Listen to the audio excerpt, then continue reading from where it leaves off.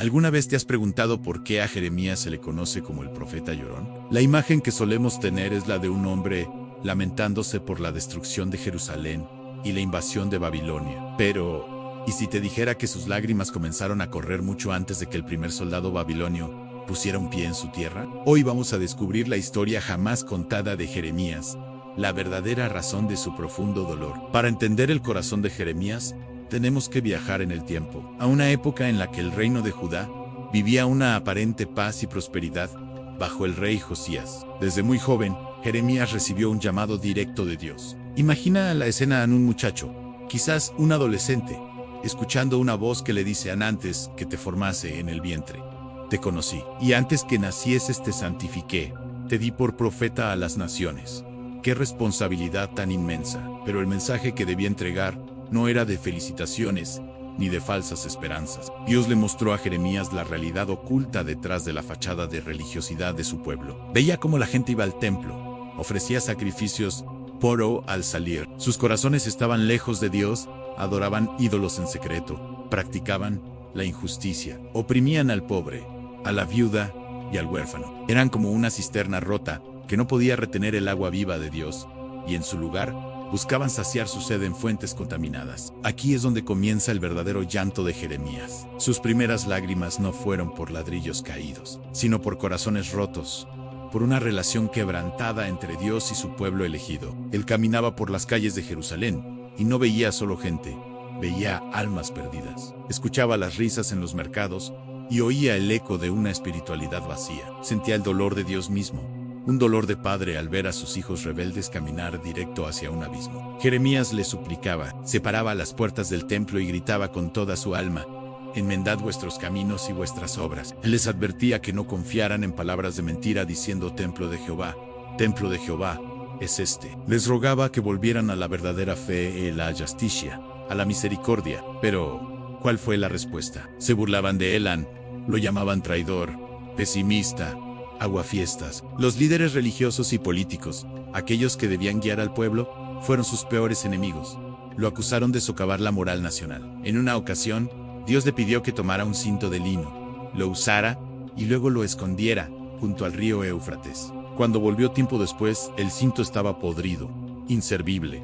Esa era la imagen exacta de Judá e Israel. Habían sido creados para estar cerca de Dios, para hacer su gloria, pero se habían contaminado con la idolatría y el orgullo, volviéndose inútiles para su propósito original. Jeremías lloraba al ver esa decadencia, esa podredumbre espiritual que era invisible para los demás. El profeta se sentía increíblemente solo. En su libro encontramos lamentos personales desgarradores. Clamaba a Dios: ¿por qué nací? Para ver trabajo y dolor, y que mis días se gastasen en afrenta. Sentía el fuego de la palabra de Dios en sus huesos, y no podía callar. Pero cada vez que hablaba, solo recibía rechazo y persecución. Lo arrojaron a una cisterna llena de lodo para que muriera.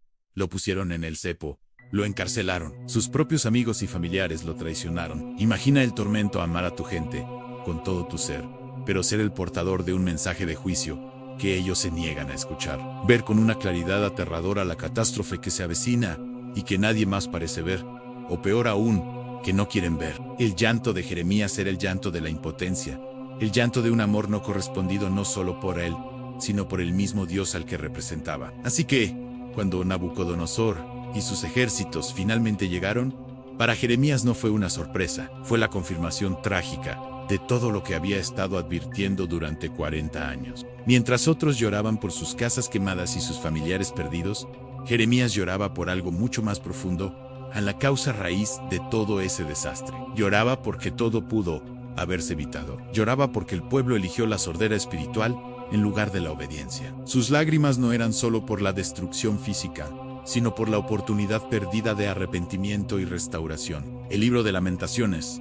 tradicionalmente atribuido a él, es la expresión poética de ese dolor. Pero no es un dolor sin esperanza. Incluso en medio de la desolación más absoluta, Jeremías escribe: por la misericordia de Jehová no hemos sido consumidos, porque nunca decayeron sus misericordias. Nuevas son cada mañana. Grande es tu fidelidad. La historia no contada de Jeremías es que su llanto comenzó en el silencio de su comunión con Dios, mucho antes de que sonaran las trompetas de guerra. Lloró por la infidelidad, por la idolatría y por la injusticia. Lloró porque amaba a Dios y amaba a su pueblo, y no podía soportar ver la brecha que los separaba. Su vida nos enseña que el verdadero dolor no es por las consecuencias del pecado, sino por el pecado mismo. La próxima vez que pienses en el profeta llorón, recuerda que sus lágrimas no eran de debilidad, sino de una fuerza espiritual inmensa. Eran las lágrimas de un corazón que latía al unísono con el corazón de Dios, una lección poderosa para todos nosotros.